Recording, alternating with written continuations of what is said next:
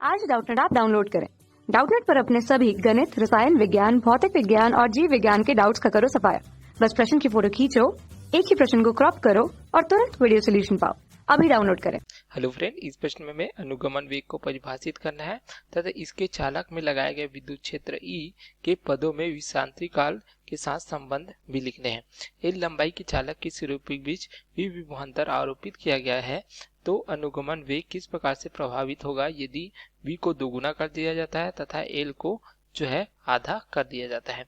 ठीक है, तो इसके लिए हम जो समझने के लिए पहले इस प्रकार से एक चालक लेते हैं जिसकी लंबाई को हम इस प्रकार से L से प्रदर्शित करते हैं। तो चालक की लंबाई हमें इस प्रकार से L प्राप्त होती है। इसका जो अनुप्रस्थ काट का क्षेत्रफल है इसे हम किससे प्रदर्शित करते हैं, इसे जो है A से प्रदर्शित करते हैं इस प्रकार से। अब इसे जो है इस प्रकार से अगर हम जो है किसी स्रोत से जोड़ते हैं, यहाँ हम देख सकते हैं बैटरी से जोड़ते हैं इस प्रकार से, तो क्या होता है इसमें विभवांतर लगाने के कारण धारा प्रवाहित होगी। ठीक है, यह हम कह सकते हैं इस प्रकार से V लगाते हैं तो जो इलेक्ट्रॉन होते हैं इसके अंदर क्या होता है, प्रत्येक इलेक्ट्रॉन के बीच क्या उत्पन्न हो जाता है, विद्युत क्षेत्र ही उत्पन्न हो जाता है। तो जो विद्युत क्षेत्र E है इसके लिए हमें क्या सूत्र प्राप्त हो जाता है, ये प्राप्त हो जाता है V/L, जहाँ पे V विभवांतर तथा L जो है तार की या चालक की लंबाई को प्रदर्शित करता है इस प्रकार से। तो इलेक्ट्रॉन है जब विद्युत क्षेत्र आरोपित किया जाता है तो जो नियत औसत वेग से जो है हमें इस प्रकार से प्रवाहित होते हैं उसे हम क्या कहते हैं, अनुगमन वेग कहते हैं।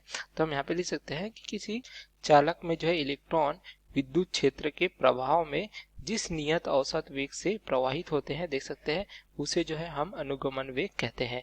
इसे किससे प्रदर्शित करते हैं, Vd से प्रदर्शित करते हैं। तो विद्युत क्षेत्र के प्रभाव में देख सकते हैं जो प्रत्येक इलेक्ट्रॉन है इस प्रकार से इलेक्ट्रॉन देख सकते हैं, तो वो जो है औसत वेग से जो है प्रवाहित होते हैं उसे हम जो है अनुगमन वेग कहते हैं, जैसा हम इस प्रकार से देख सकते हैं।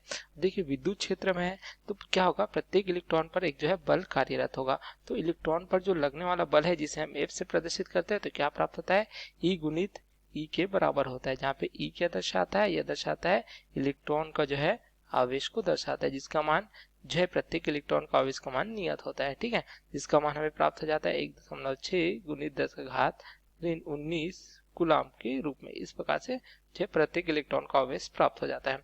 ठीक है, अब यहाँ से प्राप्त हो जाता है, अब यहाँ से बल जब हमें प्राप्त हो जाता है, ठीक है, तो बल बराबर क्या होता है, ये हमें प्राप्त हो जाता है M गुणित A के बराबर, जहाँ पे M क्या दर्शाता है, यह जो है इलेक्ट्रॉन के जो है द्रव्यमान को दर्शाता है। तो यहाँ पे इलेक्ट्रॉन का द्रव्यमान हम जो है M के रूप में प्रदर्शित करते हैं, तो इसका मान भी एक जो है नियत राशि होता है जिसका मान क्या होता है 9.1 गुणित 10 का घात 31 किलोग्राम, इस प्रकार से देख सकते हैं। ठीक है, तो यहाँ से हम त्वरण का मान ज्ञात कर सकते हैं।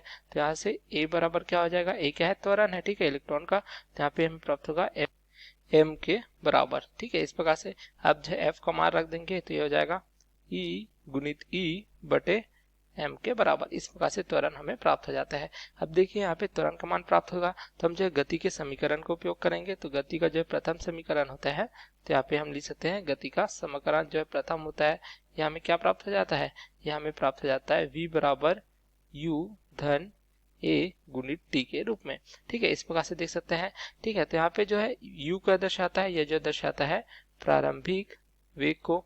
ठीक है, उसी प्रकार V क्या दर्शाता है, देख सकते हैं V दर्शाता है अंतिम वेग को। तथा हम देख सकते हैं एक हमने जो है देखा है त्वरण के रूप में यहाँ पे उपयोग किया है A का। T क्या दर्शाता है, यह जो समय को दर्शाता है, तो T की जगह हम क्या उपयोग करेंगे, यहाँ पे टाउ को दर्शाते हैं। ठीक है, यहाँ पे टाउ क्या दर्शाता है, यह जो है शांति काल को दर्शाता है। शांति काल क्या होता है, जो दो इलेक्ट्रॉन है इनको जो दो इलेक्ट्रॉनों के टकराने का जो समय होता है, इस प्रकार से आपस में टकराएंगे प्रत्येक इलेक्ट्रॉन, तो इनके जो टकराने का जो समय होता है उसे हम जो है शांति काल कहते हैं। इस प्रकार से देख सकते हैं, तो इस प्रकार से टाउ हमें प्राप्त होगा। ठीक है, तो यहाँ पे मान रखेंगे तो V बराबर V का मान क्या हो जाएगा, जो प्रारंभिक वेग है, देख सकते हैं इलेक्ट्रॉन जो प्रारंभिक में क्या है स्थिर अवस्था में होते हैं, तो इनका जो प्रारंभिक वेग क्या हो जाएगा, यह जो है शून्य प्राप्त होगा। तो यहाँ पे शून्य रखेंगे। E का मान क्या ज्ञात किया है, देख सकते हैं हमने ज्ञात किया है E गुणित E बटे M, तथा T का मान क्या है, यह जो है टाउ है, अर्थात जो शांति काल को प्रदर्शित करता है। इस प्रकार से तो यहाँ से हमें जो है V का मान क्या प्राप्त हो जाएगा, V बराबर क्या प्राप्त होगा, E गुणित E बटे M गुणित टाउ, इस प्रकार से देख सकते हैं। ठीक है, अब यहाँ पे अनुगमन वेग ज्ञात करना है, तो अनुगमन वेग क्या होता है, यह जो है नियत औसत वेग होता है। ठीक है, देख सकते हैं, तो नियत औसत वेग है तो हम इस प्रकार से ज्ञात करेंगे, जो Vd से प्रदर्शित करते हैं हम जो है अनुगमन वेग को। तो यहाँ पे जो प्रारंभिक वेग जो है शून्य था, जो इस प्रकार से अंतिम वेग जो है v है, तो इनका जो है औसत प्राप्त होगा, जिससे हम 2 से भाग देंगे इस प्रकार से। तो यहाँ से v का मान रखेंगे तो यहाँ से हमें क्या प्राप्त होगा, e गुणित e टाउ बटे 2m के बराबर।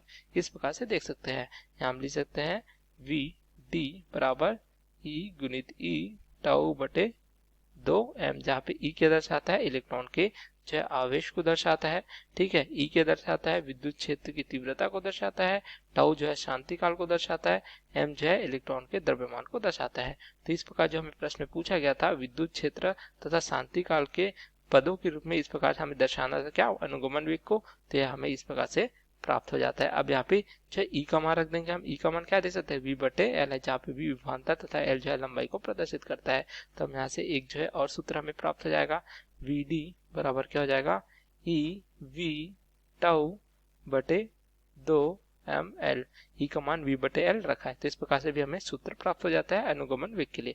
अब प्रश्नानुसार क्या दिया गया देख सकते हैं, यदि जो है v को दोगुना करते हैं तथा l को आधा करते हैं तो अनुगमन वेग किस प्रकार से जो है प्रभावित होगा, ठीक है। तो हम इस प्रकार से क्या करेंगे, अब जो प्रश्नानुसार दिया गया है v को क्या करेंगे, दोगुना करेंगे, 2v करेंगे, तो यहाँ पे नया विभवांतर क्या है, v डैश से दर्शाएंगे।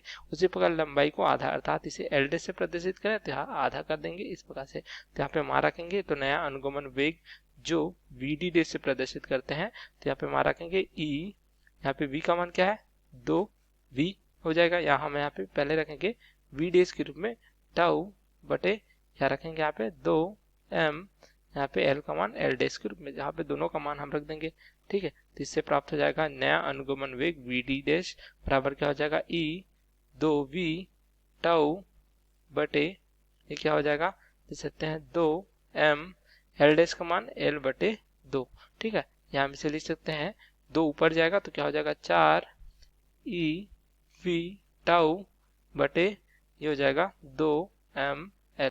तो हम यहाँ पे क्या देख सकते हैं, e v टाउ बटे 2ml किसके बराबर है, vd के बराबर था, जो प्रारंभिक जो प्राप्त हो रहा था हमें अनुगमन वेग के बराबर था। यहाँ पे लिख सकते हैं vd डैश बराबर क्या हो जाएगा, 4 गुणित vd, अर्थात जो है हम यदि विभवांतर को जो दोगुना करते हैं तथा लंबाई को आधा करते हैं तो जो नया अनुगमन वेग है वह क्या हो जाता है, यह जो है 4 गुना हो जाता है, देख सकते हैं।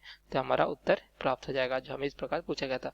तो हमने जो है अनुगमन वेग को परिभाषित किया इस प्रकार से, तथा ई तथा जो है इस प्रकार से शांति काल के पदों में इसके लिए व्यंजक भी ज्ञात किया, देख सकते हैं, ठीक है। तब था प्रश्न अनुसार क्या दिया गया कि यदि v को दोगुना करते हैं तथा जो है l को आधा करते हैं तो क्या परिवर्तन होगा, तो अनुगमन वेग क्या होता है, यह जो है 4 गुना हो जाता है, जैसा हम देख सकते हैं, जो हमें इस प्रश्न में पूछा गया था। Okay, thank you.